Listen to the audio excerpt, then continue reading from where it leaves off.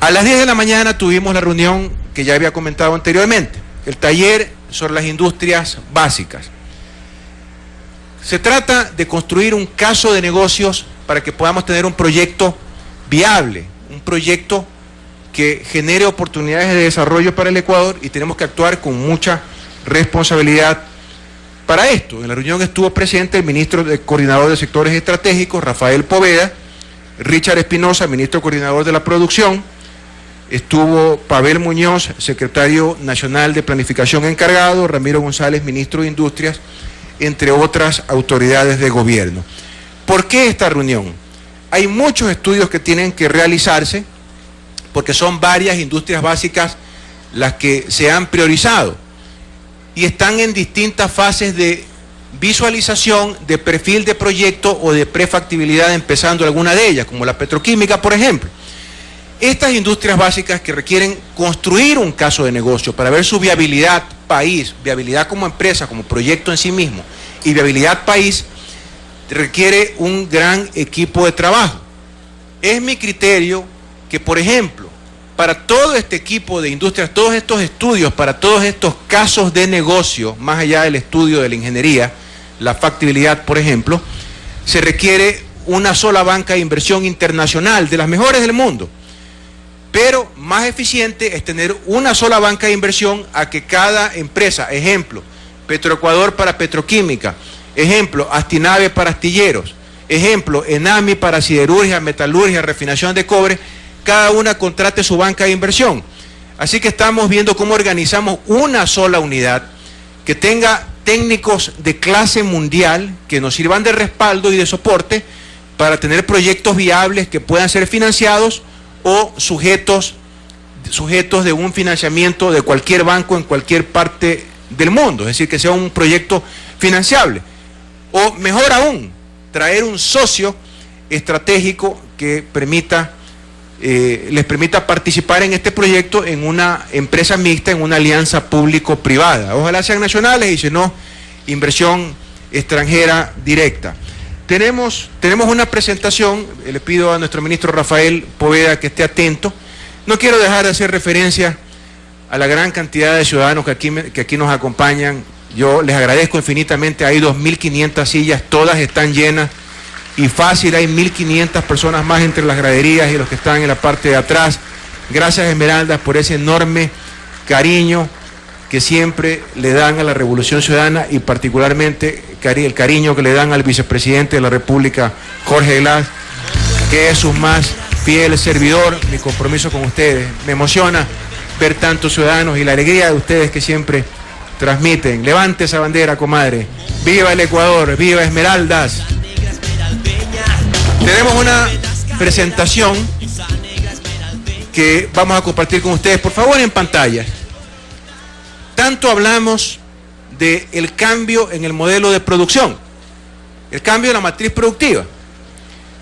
Muchos ya han expresado distintas preocupaciones, yo creo que por falta de información, no faltará por alguno que lo quiera hacer de mala fe, pero en general hay una enorme expectativa, un enorme entusiasmo de empresarios, trabajadores, agricultores, comerciantes, de ser parte de este proceso de cambio en la economía, en la forma de producción de nuestro país.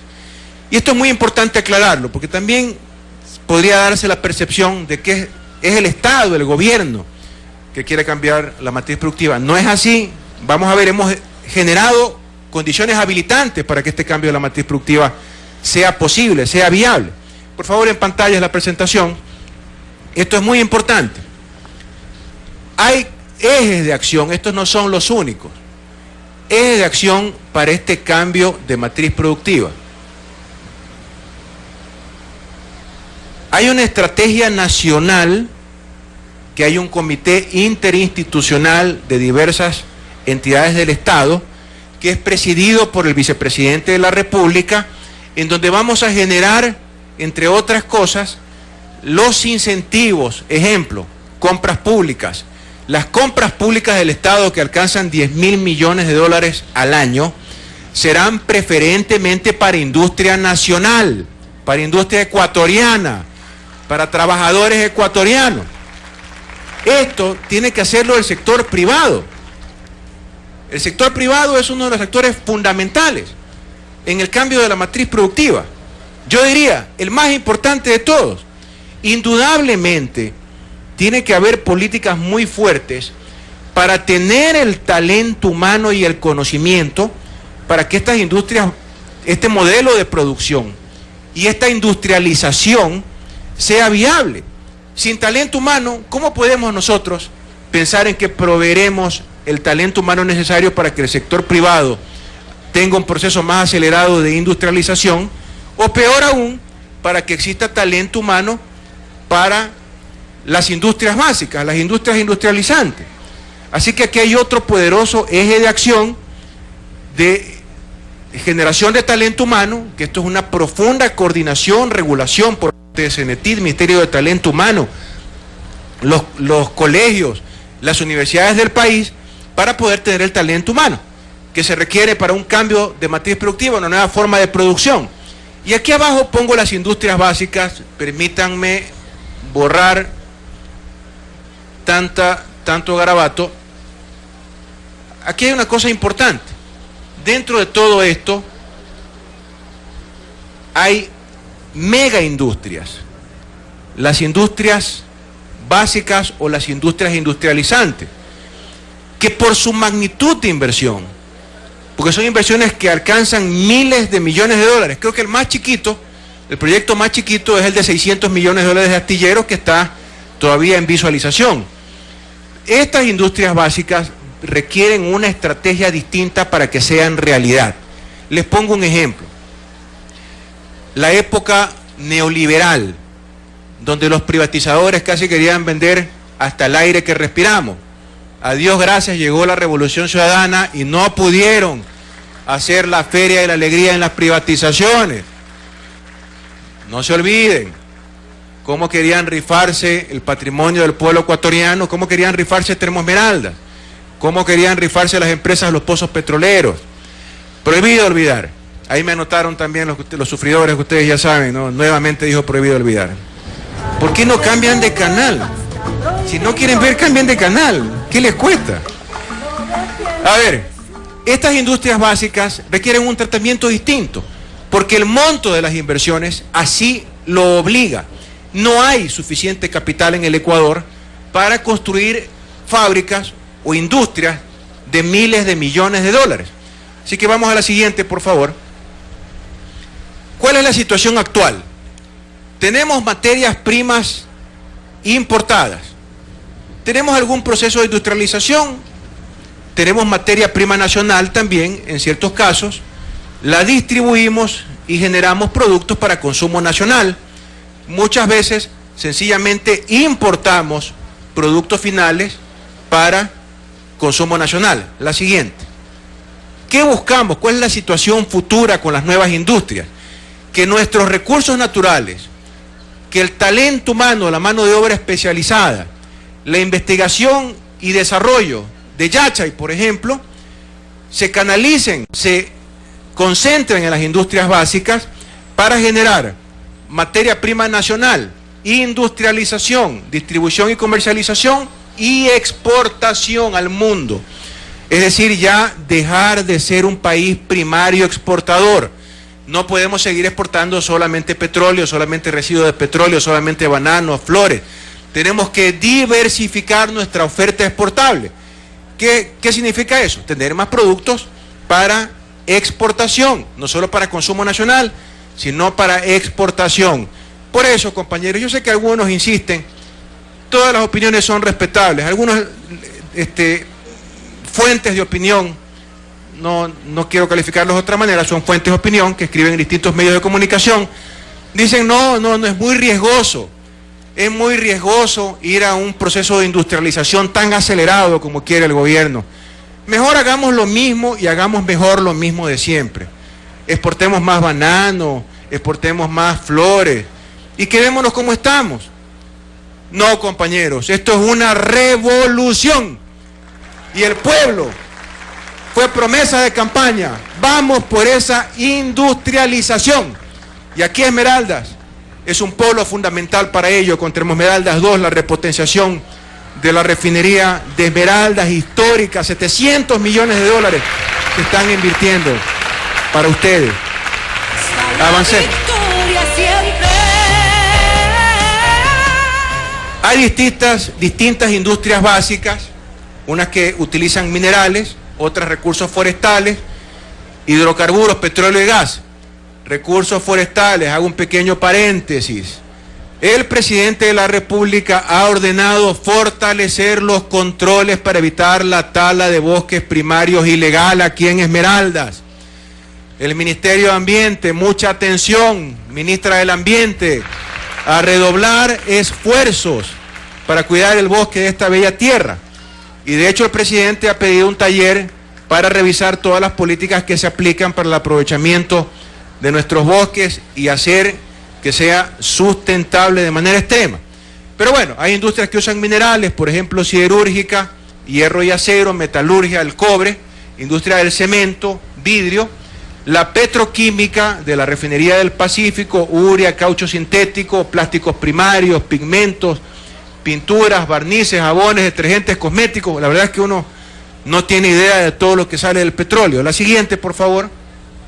A ver, en este cuadro yo quisiera que nuestro ministro coordinador de sectores estratégicos nos haga una referencia de qué significan todas las fases que tienen que involucrar necesariamente la construcción de un caso de negocios. Hay distintos niveles de estudio. A mí me da mucha lástima cuando gente que conoce del tema, por ahí conozco una fuente de opinión también político que ha perdido muchas elecciones, petroleros, conozco que es un petrolero que ha trabajado fuera del país por muchos años, que critica la refinería del Pacífico.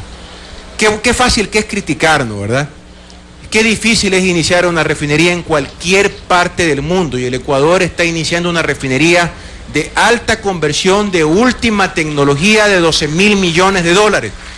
Eso requiere de visualización, perfil de proyecto, factibilidad, prefactibilidad, análisis jurídico, análisis de mercado. Por favor, compañero, antes de escribir, pregunte un poquito cómo se desarrolla un proyecto de esta naturaleza y comparte el orgullo de todo el pueblo ecuatoriano por tener estas megaconstrucciones en marcha. Rafael Poveda, nuestro ministro coordinador de sectores estratégicos, coméntanos un poco sobre estos niveles de estudio y cuál es la estrategia que vamos a aplicar para tener todos los casos de negocio listos, si es posible, dentro del próximo año. Gracias, señor vicepresidente. Muy buenos días con todos.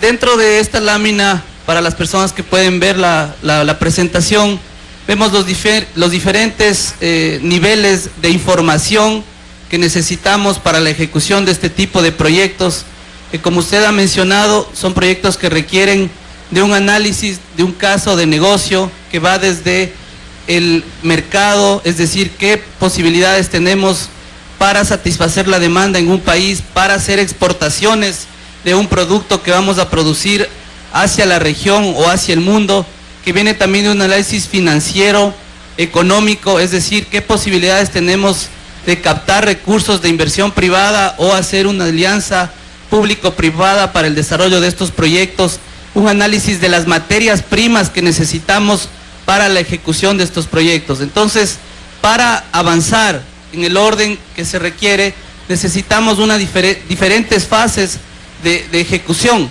Es así que la recomendación que se ha dado preliminar y que va a ser, digamos, debatida con usted y con el señor presidente seguramente, es que al nivel de la visualización, de la conceptualización de los proyectos, que es esa fase inicial en donde tenemos incluso un nivel de certeza, en donde la información nos permite decir que estamos, por ejemplo, a nivel de presupuesto con un más o menos 40%.